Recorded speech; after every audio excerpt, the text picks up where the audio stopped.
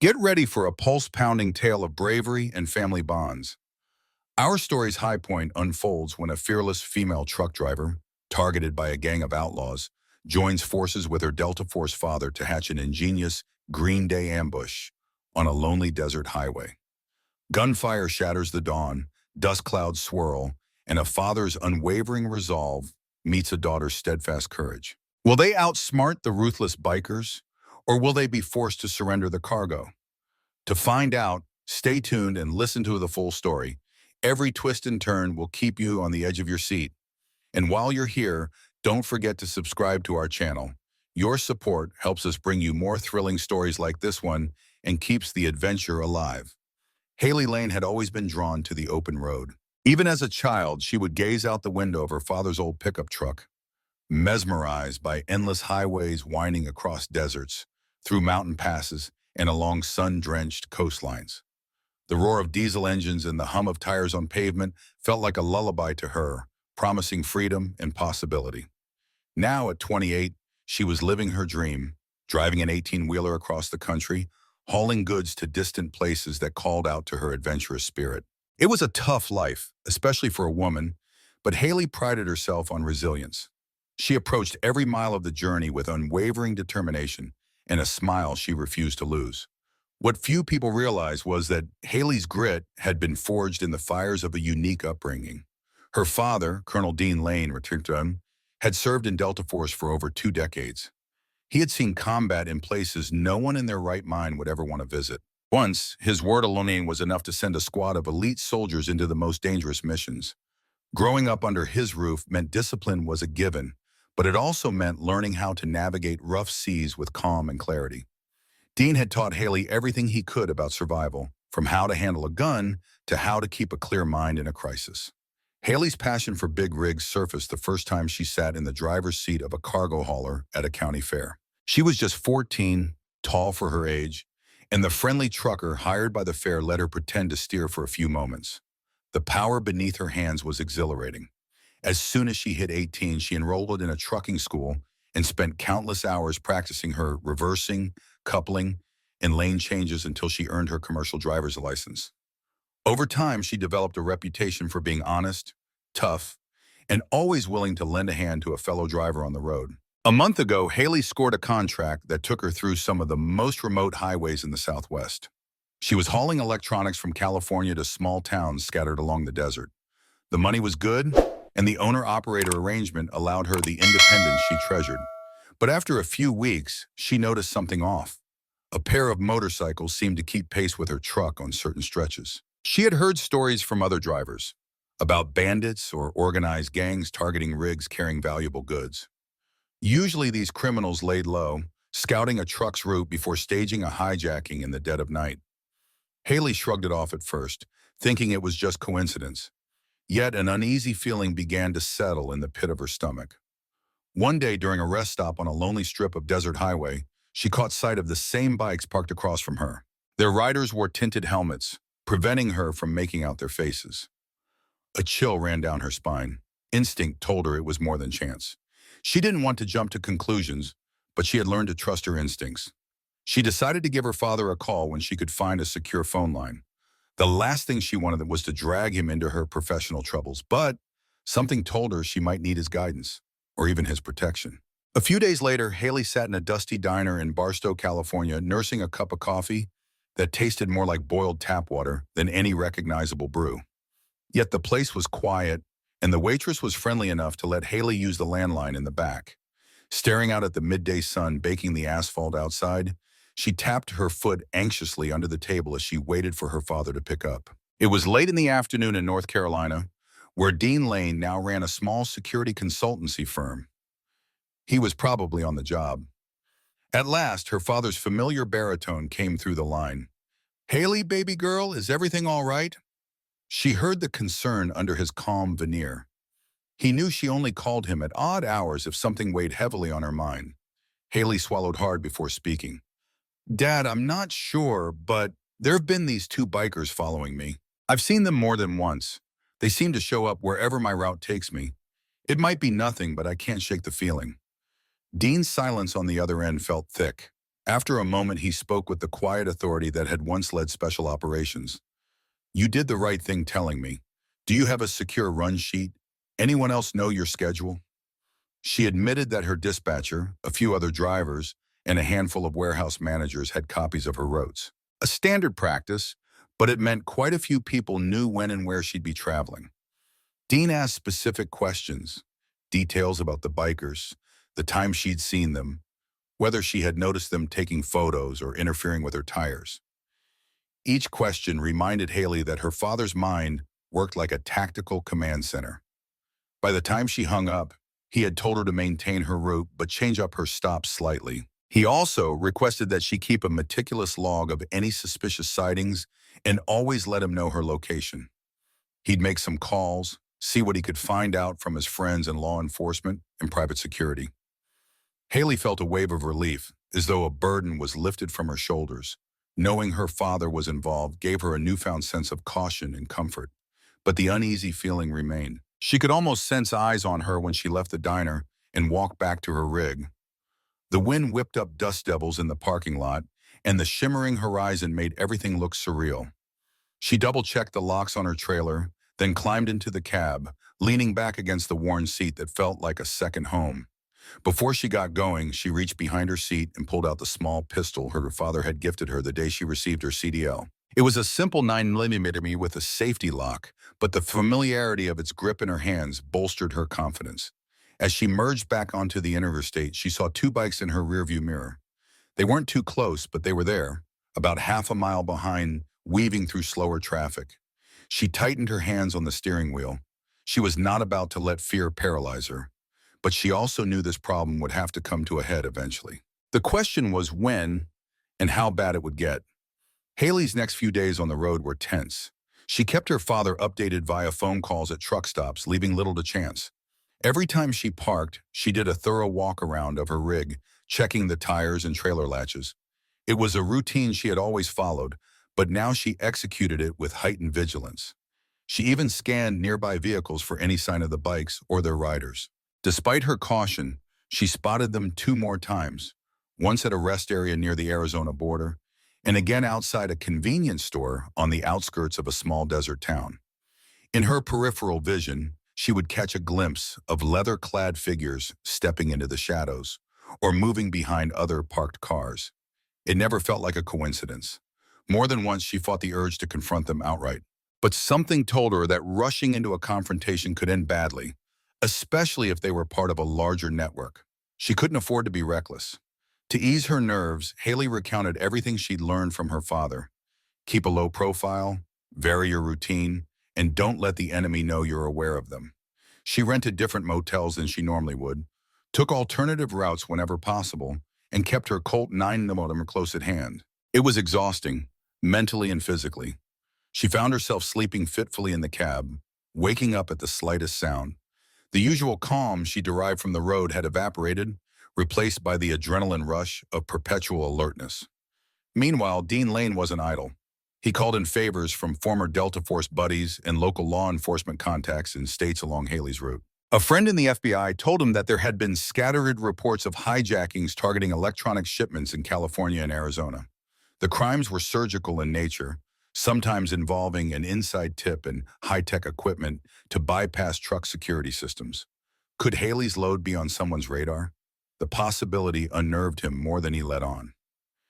Dean arranged for a friend who ran a private security outfit in Phoenix to do some recon.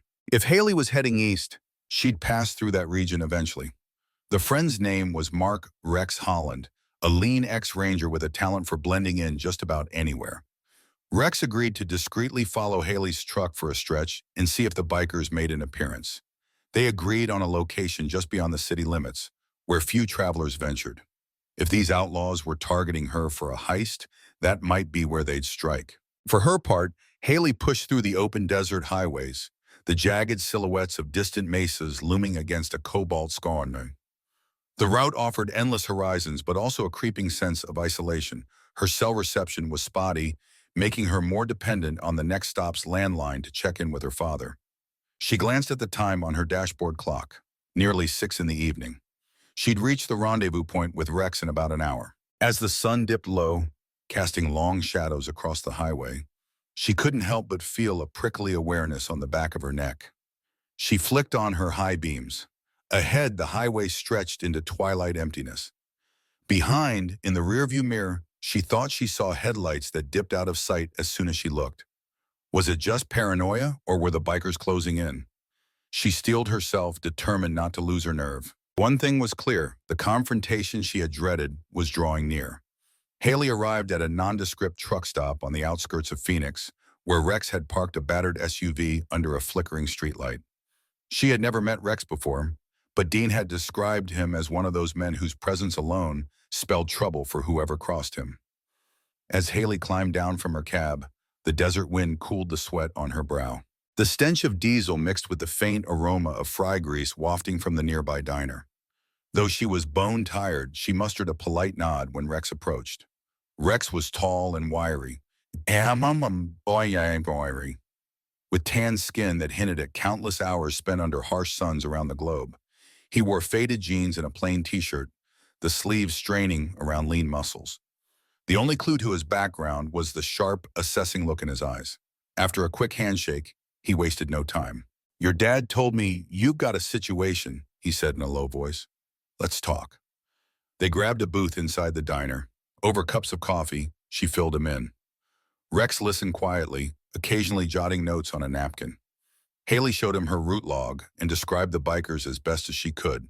Two riders, always wearing helmets, riding black touring motorcycles with no visible logos or license plates. Rex frowned at that detail. "These guys are pros, or at least savvy enough to avoid leaving evidence," he said. "Or they're part of a larger network that fences stolen goods." Rex checked his watch. "I've got men stationed in a separate vehicle about 10 miles back. They've been trailing you for the last hour. They said they saw two bikes hang far behind before exiting onto a side road. That means they've likely recognized our presence." A wave of dread washed over Haley. If the bikers were already spooked, would they back off or plan a more covert attack? She rubbed her temples, trying to stave off exhaustion. "So what do we do?" Rex laid out a plan. He wanted Haley to drive to a secure warehouse located on the edge of town. It belonged to a friend of his who used it as a storage facility for classic cars. There, they could keep watch from a vantage point and possibly lure the bikers out if they attempted to strike. "We'll set up a perimeter," Rex said, finishing his coffee. "We'll know if anyone tries to enter.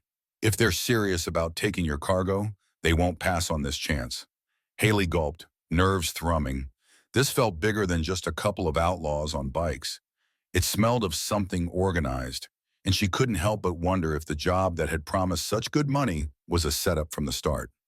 As they walked out of the diner, she noticed a row of Harleys parked near the entrance. Heart pounding, she studied the bike's plates. These ones had numbers, so maybe they belonged to local patrons. Still, she couldn't shake the sensation of being watched. She forced herself to focus. If they were going to figure out who was behind this, she needed to keep calm, just like her father had taught her. In the morning, she'd get her rig to the warehouse. Then the real waiting game would begin. Maybe Rex and his team would flush out these criminals before they managed to corner her on a deserted highway. But lurking behind all the strategy and adrenaline, one nagging thought clung to Haley's mind. She wished her father were here in person, not just a voice on the phone. She missed his steady presence, and deep down, she feared the situation might spiral into something neither she nor Rex could handle alone. Just before sunrise, Haley pulled her rig into the massive warehouse lot. The place looked like a relic from the 1960s, with corrugated metal walls and a towering roof. Rust-colored patches dotted the exterior, and a tall chain-link fence enclosed the property. Rex's men, two ex-military types named Travis and Cole, stood watch by the gates. They waved her through, then secured the lock behind her. She inched the trailer into the warehouse, parking it near a group of covered classic cars. Rex guided her to a small office overlooking the interior. The vantage point offered a clear view of the main doors and the loading area. Inside, black and white CCTV monitors displayed various camera angles, all set up within the last few hours. If anyone tried to break in, they would trigger a silent alarm and be caught on camera. Haley's first instinct was to power through her exhaustion and remain vigilant. But once she sank onto the small couch in the office, the past week of anxiety and sleepless nights caught up to her. Her eyes felt heavy, and her heartbeat still pounded with residual stress. Get some rest, Rex advised. We've got this place locked down. Surrendering to her fatigue, Haley dozed off for a couple of hours. When she woke, sunlight poured through the dusty windows, illuminating the dancing motes in the air. She heard Travis and Cole talking quietly nearby, discussing watch rotations. For a moment, she forgot the danger that had brought her here. Then reality came crashing back, stirring a knot of tension in her stomach. Rex walked in, sipping a paper cup of coffee. He looked as though he hadn't slept at all, yet he remained alert. "We're going to let word get out that you parked your truck here," he said. "My guess is someone local might be in league with these bikers. If they've been tracking you, they'll know where you are soon enough." Outside, the day grew hot. Haley wiped sweat from her brow as she paced around the warehouse, checking the cargo. She flipped through the paperwork detailing the electronics inside. This was high-end stuff: smart TVs, gaming consoles, and other pricey gadgets. Definitely a prime target for hijackers looking to make a quick profit on the black market. As the hours crawled by, the tension in the air grew palpable. Every time a motorcycle rumbled past on the nearby road, Haley felt her pulse spike. In between these moments of anxiety, she spoke with her father over the phone. Dean sounded calm, but she could sense the urgency beneath his measured words. "I'm wrapping up some things here," he said. "If things escalate, I'll be on the first plane out. Just keep your head on a swivel, you hear me?" Haley nodded, although he couldn't see her. "Yes, sir," she replied in a half-joking imitation of her childhood days. Even then, she couldn't help but think how comforting it would be to have him here, orchestrating the security the way only he could. Rex and his men were professional and competent, but there was something about having Dean Lane, Delta Force legend, around that put everyone at ease, no matter how dire the situation. Toward evening, Travis spotted a pair of motorcycles lingering near the front gates. They didn't approach, but the riders seemed to scope out the area before speeding away. Everyone tensed. That was the first undeniable proof that the bikers knew Haley's location. They were watching, likely evaluating their options. The real question was whether they would strike now or bide their time until Haley hit the open road again. The unknown weighed on Haley's mind like a storm cloud. She found herself praying that if a confrontation was inevitable, it would happen here, where her new allies had the upper hand. The next day started in a slow, agonizing grind. Every hour felt like two, as Haley, Rex, Travis, and Cole maintained a constant vigil.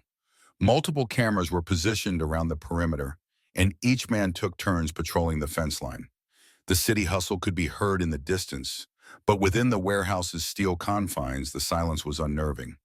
By mid-morning, the temperature skyrocketed. A harsh desert sun beat down on the roof, turning the interior into a virtual oven. Fans whirred, doing little more than moving hot air around. Haley mopped her brow and tried to stay hydrated, swigging from a large bottle of water every few minutes. The tension gnawed at her. No sign of the bikers yet, but each passing minute sharpened the sense that danger was near. During a quiet moment, Rex pulled Haley aside. "Look, I know this is rough. You're essentially a sitting duck in here, but it's better than being on the highway when they make a move. We control the environment here." She nodded. "I get it. I just hate feeling trapped."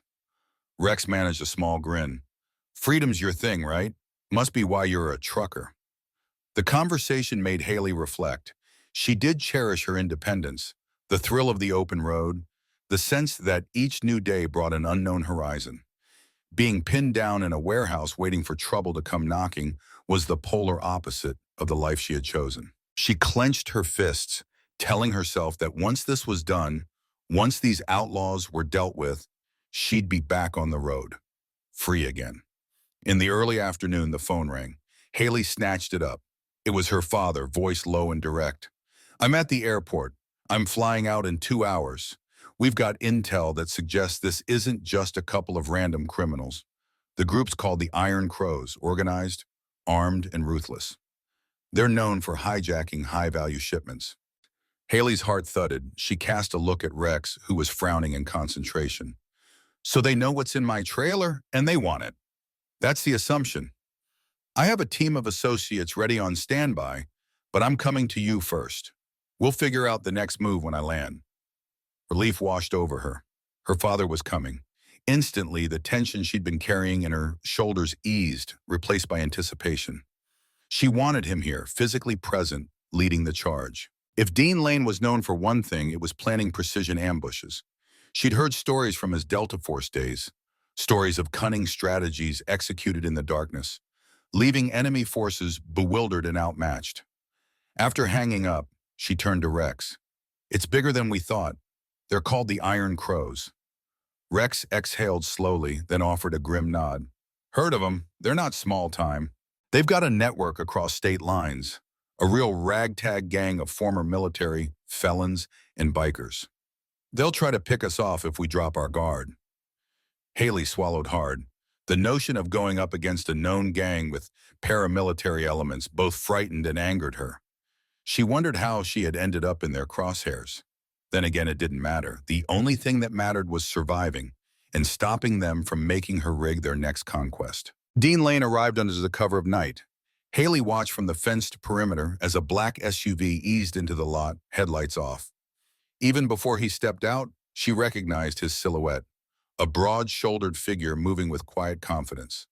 The moment he saw Haley, he enveloped her in a hug, paternal protectiveness radiating off him. In that instant, the world felt a little less perilous. Dean wasted no time. He gathered everyone in the warehouse office, Haley, Rex, Travis, and Cole. Along with him were two of his own confidants, Morales, a tech-savvy ex-intelligence operative, and Burns, a demolitions expert who had served with Dean in Delta Force. The small group formed a circle around a makeshift table strewn with maps, phone records, and scribbled notes on legal pads. "All right," Dean began, his voice calm and deliberate. "We have credible intel the Iron Crows want to hijack this shipment, but we don't know precisely when they'll strike. We can wait for them to come here, or we can set a trap on our terms." He looked around, gauging reactions. Rex nodded. "I'd vote for the latter. We can't sit in this warehouse forever. And every day we wait, they have more time to plan." Morales spoke up next, tapping a laptop. "I've managed to intercept some chatter on local radio frequencies. There's mention of a bird in the nest, which I suspect refers to Haley's rig. I think they're waiting for a specific day to move. Might be something to do with coordinating multiple heists." Dean's gaze flicked to Haley. "You up for baiting these guys?" Her stomach tightened. She knew he'd ask. And she also knew that if she wanted this to end, she'd have to step out of her comfort zone. Summoning her resolve, she nodded. "If it stops them from terrorizing other drivers, I'm in." Dean outlined what he called the Green Day ambush, a coded name he and his old Delta buddies used for a particular type of entrapment scenario. The plan involved Haley driving her rig to a designated stretch of highway just outside Phoenix at dawn, when visibility could be tricky and shadows were long. The area was remote, flanked by desert and scrub. Perfect for an ambush, but also perfect for bandits to make a move. A decoy convoy of two SUVs, driven by Rex, Travis, and Cole, would follow at a discreet distance. Meanwhile, Dean, Morales, and Burns would set up vantage points along the highway, armed with long-range scopes and communications gear. Once the Iron Crows showed themselves, they would close in, corralling the criminals. If everything went smoothly, they'd catch the gang red-handed trying to hijack Haley's load. Tension tingled in the air as Dean wrapped up his briefing. This was no small operation. It was borderline vigilantism. But working through law enforcement channels could take weeks, and time was a luxury they didn't have. Haley cast a quick glance at Rex, who offered a faint, reassuring smile. She drew in a deep breath and accepted the plan. She trusted her father's expertise. After all, he had orchestrated more complicated assaults halfway across the globe. Now the question was, would the Iron Crows take the bait? And if they did, how far would they go to secure Haley's trailer? The stakes felt high, but as Dean always said, the only easy day was yesterday. That motto had carried him through countless missions, and now it would guide them through this one. Haley only hoped that when the sun rose on the planned ambush, she wouldn't buckle under the weight of what was about to unfold. Dawn broke over the desert with a painted sky of pink and gold. Haley gripped the wheel of her Kenworth T680, scanning the empty highway. Each bump in the road sent a jolt of adrenaline through her, reminding her of the very real danger she was in. The father-daughter team had orchestrated a scenario that hinged on timing and nerve. If the Iron Crows were watching, now was the moment they would pounce. In the side mirror, she caught a glimpse of Rex's SUV trailing nearly a mile behind, almost invisible against the dusty horizon. Her rig was outfitted with a small camera in the cab, streaming live footage to Dean and Morales. She wore an earpiece hidden beneath her baseball cap, letting her receive updates without drawing attention. Her father's calm voice crackled through the earpiece. "Keep it steady, Hailstorm." He called her by her old childhood nickname. "We're in position." She smiled briefly, recalling the time he'd first called her that, when she was a teenager, storming off in a fit of rage because she couldn't borrow the car. Now the stakes were infinitely higher. Several minutes passed in tense silence.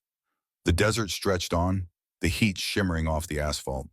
Then, from behind a rocky outcrop, two bikes roared onto the highway. Haley's heart skipped. They accelerated quickly, closing the distance. A third rider joined them from a nearby dirt track, forming a small formation that looked predatory under the rising sun. Dean's voice again. Three riders, flanking from the southwest. Morales has eyes on them. Stay cool. Haley's grip on the steering wheel tightened. As the bikes drew nearer, she could see their riders wore black leather vests with a stylized crow insignia. The lead rider lifted a hand, signaling the others. One peeled off to the left, the other to the right, boxing Haley's rig between them. She forced herself not to panic, keeping a steady speed. Suddenly, the lead bike jerked ahead, pulling directly in front of her truck.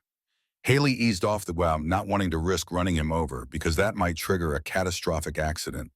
The biker in front waved a gloved hand, motioning for her to pull over. Fear clashed with anger inside her, but she remembered the plan. She would slow down, appear cooperative, and lure them to the chosen spot a mile ahead, where Dean, Morales, and Burns lay hidden among the desert rocks. Her father's calm direction crackled in her ear. "You're doing great. Lead them to the ambush point. Keep your speed consistent. No sudden moves." Haley lowered her speed to a crawl, the engine rumbling ominously. The lead bike swerved, forcing her to steer toward a dirt shoulder. The second and third bikes mirrored the motion on each side, an intimidating show of control. She caught sight of their eyes through tinted visors, cold and determined. Her nerves screamed, but she stayed focused. A few more seconds, and they would reach the designated kill zone. Rex's SUV was now trailing even farther behind, a deliberate maneuver to avoid spooking the gang. Any moment now, Dean would give the signal. Then it happened. The lead biker cut sharply in front, forcing Haley to nearly stop. He turned to look at her through the windshield, gesturing wildly. The other two closed in from the sides, each brandishing a weapon.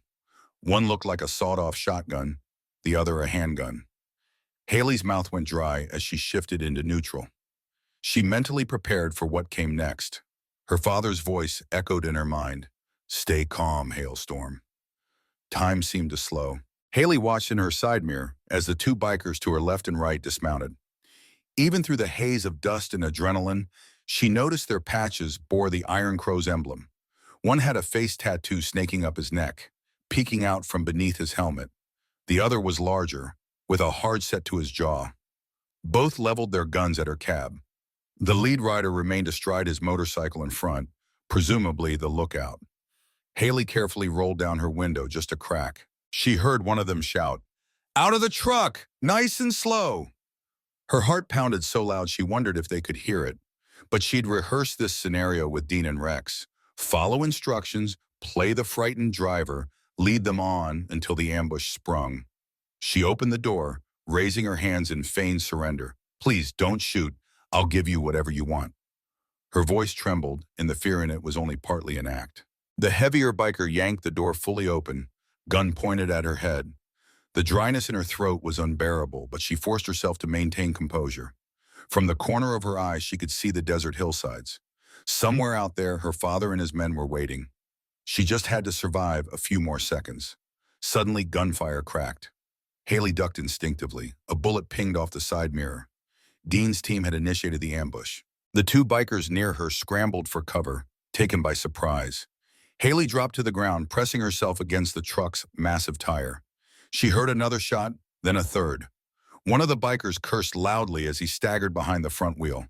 Smoke wafted across the sun-baked road.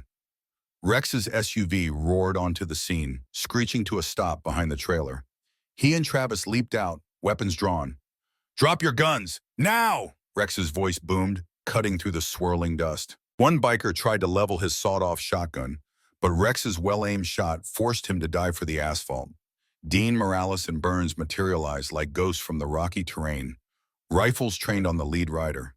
The black-clad outlaw tried to rev his engine and escape, but a bullet shattered his front tire, sending him skidding into a cloud of gravel.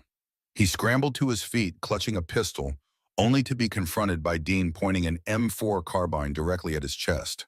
"Don't," Dean said, cold and steady, the authority of a lifetime in special forces dripping from his tone. The man froze, eyes darting desperately. Then he dropped the pistol, hands raised. The other two bikers, pinned down by crossfire, realized they were surrounded. They relinquished their weapons, throwing them onto the ground with metallic clanks. A deafening silence fell. Haley let out a shaky breath, her ears still ringing from the gunfire. She emerged from her hiding spot, eyes wide and heart still thundering. One of the bikers clutched his shoulder, a blotch of red staining his jacket. Travis and Cole moved in, confiscating their guns and securing their hands with zip ties. Dean rushed to Haley's side, eyes scanning her for injuries. She shook her head, tears threatening to spill out. Relief, fear, and a strange sense of triumph warred within her. "I'm okay," she managed, voice quavering. Rex and Morales quickly swept the area, ensuring no other Iron Crows were lurking behind rocks or coming up the highway. The ambush had been a success. The hijackers were neutralized. For a moment, the only sound was the desert wind, whispering over the asphalt, as if reluctant to break the tension lingering in the air. In the aftermath of the ambush, sirens pierced the stillness. Rex had contacted local law enforcement, who arrived in a convoy of squad cars, lights flashing red and blue. The officers found Haley's team standing guard over 3 battered, disarmed bikers. Dust covered everyone's clothes and the tang of burnt gunpowder lingered in the air. Although they operated on the fringes of what could be considered legal, Dean and his associates cooperated fully with the authorities, calmly explaining that they had helped thwart a hijacking attempt by a known criminal gang. Haley felt an odd surge of pride as she watched her father address the police with measured confidence. Years of military command translated seamlessly into handling high-stakes civilian situations. The bikers, once so menacing, now looked sullen and defeated as officers took them into custody. Haley learned that, thanks to Morales' earlier surveillance, they had enough evidence to tie these men to the Iron Crows. Additional raids on the gang's hideouts were planned, with law enforcement hoping to dismantle their broader operation. As the dust settled, paramedics tended to the wounded biker's shoulder. Haley found a moment to catch her breath, leaning against the massive side of her trailer. She gazed out at the horizon, the sun now fully risen, painting the desert in vibrant orange tones, freedom. It was close enough to taste, but she felt it different, older, wiser, and perhaps a bit hardened by the ordeal. Dean approached, gently placing a hand on her shoulder. "You did well, Hailstorm. You stayed calm, and that made all the difference." She pressed her lips into a half-smile, nodding. "Guess I picked up a thing or two from you, huh?" He pulled her into a quick hug. "I'm proud of you." His voice was low, thick with emotion he rarely let show. Rex and the others joined them, congratulating Haley and offering her a bottle of water. The dryness in her throat vanished as she gulped down the cool liquid. "Thanks," she managed. She eyed Rex, recalling how he'd taken a calculated risk to help someone and he barely knew, all because Dean had asked. "I owe you guys," she said. Rex gave a wave of dismissal. "Just doing our job, although it's nice to get a win against scum like the Iron Crows." Once the police finished their statements, Dean, Morales, and Burns stood by Haley's rig.